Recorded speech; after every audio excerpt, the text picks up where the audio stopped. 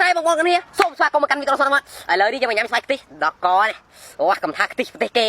បោះខ្មែរយើងនឹងដាំខ្លួនឯងដកកនេះមិនបែបស្លឹកមិនតាន់ស្ពូននេះដកកនេះនេះមកចំកោមអែមហ្មងនេះសំខាន់ដើមមកក្រោយតែនេះផ្លាផ្លែវិញយកដកកនេះអែមហ្មងនេះដកកនេះស្រក់មកអានេះចាំភ្លក់វាទុកនេះសិនសំខាន់នេះភ្លក់នេះសិនញ៉ាំនេះសិននេះមើលបាត់តែបើយើង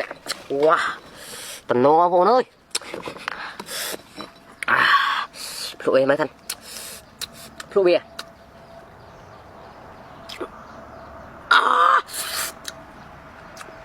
វ៉ា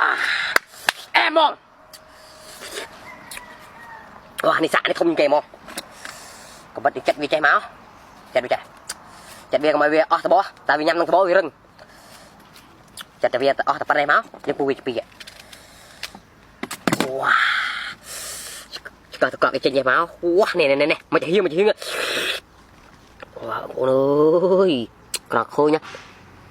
វ៉ាដឹងខ្ទិះប៉ុណ្ណាអាស្វាយខ្ទិះជាហើយខ្ទិះទៀត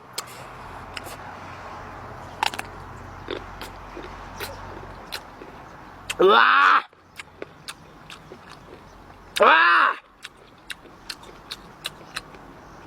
ទូមែនបងប្អូនអើ